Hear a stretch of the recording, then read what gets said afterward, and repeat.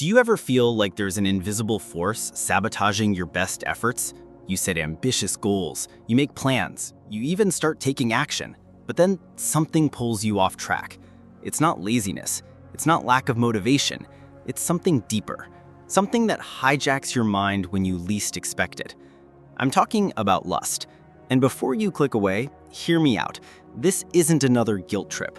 This is about recognizing that sexual desire, when left unchecked, becomes a silent energy thief.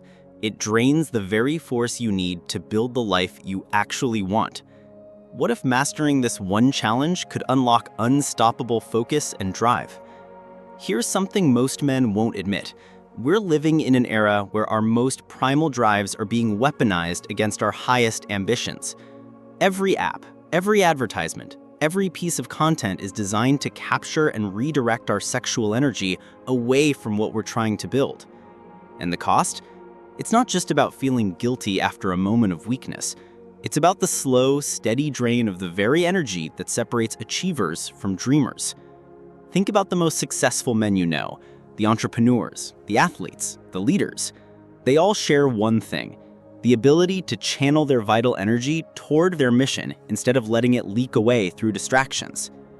This isn't about moral judgment or religious guilt. This is about energy management. In a world where your attention is your most valuable asset, sexual distraction becomes the ultimate productivity killer. It fragments your focus, weakens your willpower, and robs you of the sustained drive needed to tackle challenging goals. But here's the revolutionary part. The same energy that gets wasted on lust is the exact fuel you need for breakthrough performance. Ancient wisdom traditions understood this. Modern neuroscience confirms it. When you learn to redirect sexual energy rather than suppress it, you tap into a power source that can transform every area of your life. Today, we're diving deep into how lust operates, why it's so addictive in our digital age, and most importantly, how to transform this challenge into your greatest advantage. Because mastering your sexual energy isn't just about avoiding distraction. It's about accessing a level of focus and drive that most men never experience. The hidden architecture of lust. Let's start with something that might surprise you. That feeling you call lust, it's actually not about sex. Not really. It's about something much more fundamental. The search for aliveness in a world that's slowly numbing us to death. Think about when lust hits hardest. Is it when you're pumped up, crushing your goals, feeling unstoppable? Or is it when you're bored, frustrated, stuck in routine, feeling disconnected from your purpose? If you're honest, it's the latter. Lust isn't desire. It's a symptom of emptiness trying to fill itself with intensity. Here's where it gets fascinating. Your brain doesn't distinguish between the rush of building something meaningful and the rush of sexual arousal. Both flood your system with dopamine, both create that feeling of aliveness, both promise satisfaction. But here's the catch. One builds you up, the other burns you out. The ancient Greeks had a word for this life force energy: pneuma. The Chinese called it qi. Modern science calls it neurotransmitters and hormones. But whatever you call it, you only have so much of it each day. And every time you spend it on empty pleasure, you're literally stealing from your future self. The digital trap. Why it's harder than ever. Now, here's where things get sinister. You're not fighting fair. You're up against algorithms designed by teams of neuroscientists whose job is to hack your brain's reward system. They've studied exactly how to trigger your sexual impulses and keep you coming back for more. Every social media platform, every streaming service, every app uses what psychologists call intermittent reinforcement, the same mechanism that makes gambling addictive. You never know when that next scroll will deliver something that triggers your sexual interest, so your brain stays in constant hunting mode. But here's what's really devastating. This constant low-level arousal is rewiring your brain. You're training yourself to seek external stimulation instead of generating internal drive. You're teaching your nervous system that real satisfaction comes from consumption, not creation. I know a guy who started a business while struggling with this. He told me he'd work for 2 hours, then take a break that turned into an hour of distraction. By the end of the day, he'd done maybe 3 hours of real work in an 8-hour span. His business stagnated for 2 years until he finally addressed this pattern.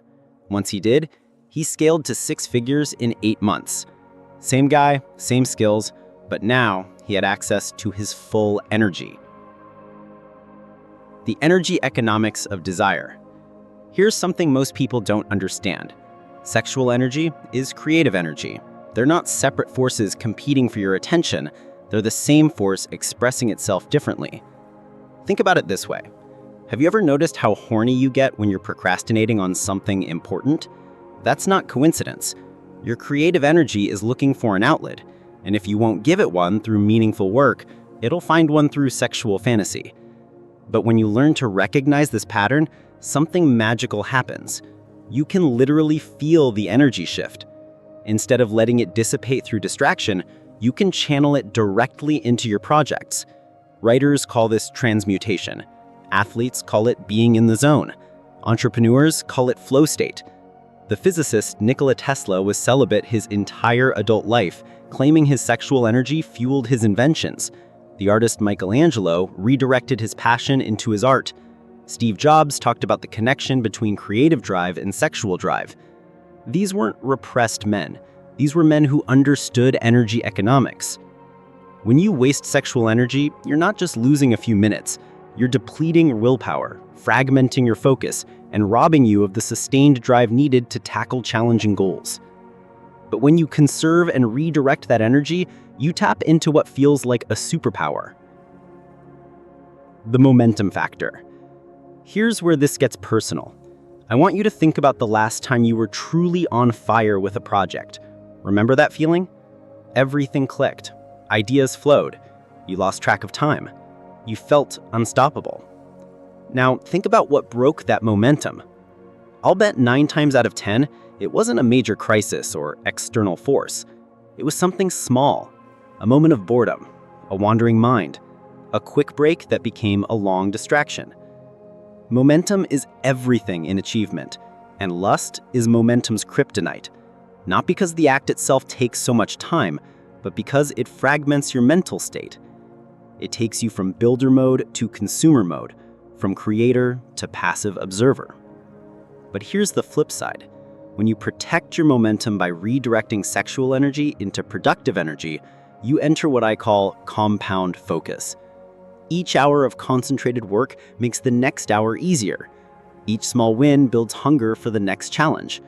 You develop what psychologists call intrinsic motivation, drive that comes from within rather than external rewards. The transformation protocol. So how do you actually do this? How do you transform the enemy into an ally? First, understand that you're not trying to eliminate sexual energy. You're trying to redirect it. Suppression doesn't work. Sublimation does. The moment you feel lust arising, pause. Don't fight it, but don't feed it either. Instead, ask yourself, what am I really hungry for right now? Usually it's not sex. It's excitement, aliveness, a sense of progress. You're looking for an experience that makes you feel powerful and alive.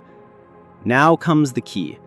Immediately channel that energy into something that actually delivers what you're craving.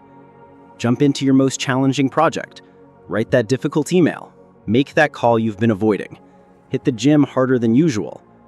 The goal is to match the intensity of the sexual urge with the intensity of creative action. This isn't willpower, it's energy redirection. You're not depriving yourself of pleasure. You're choosing a higher quality of pleasure. The satisfaction of building something meaningful always beats the empty feeling after wasting energy on fantasies. Look, mastering your sexual energy isn't about becoming some monk who's afraid of his own desires. It's about becoming the kind of man who has so much meaningful intensity in his life that cheap distractions lose their appeal. The energy you've been leaking through lust, that's the same force that could build your dream business, transform your body, or create the relationship you actually want. Every moment you redirect that power towards something meaningful, you're not just avoiding temptation, you're investing in compound growth. Here's your challenge. For the next 7 days, every time you feel that familiar pull, pause and redirect. Ask yourself what you're really hungry for, then feed that hunger with action. Watch how quickly your capacity for sustained focus begins to transform. If this resonated with you, hit that like button. It tells me you're serious about energy mastery, not just entertainment. And here's what I want to know. What's the biggest goal you've been struggling to maintain momentum on? Drop it in the comments below. I read every single one, and your struggle might become the topic of next week's video. Subscribe if you want more content on transforming your challenges into competitive advantages. Because the men who master their energy don't just succeed, they dominate. And that could be you. Let's build something together.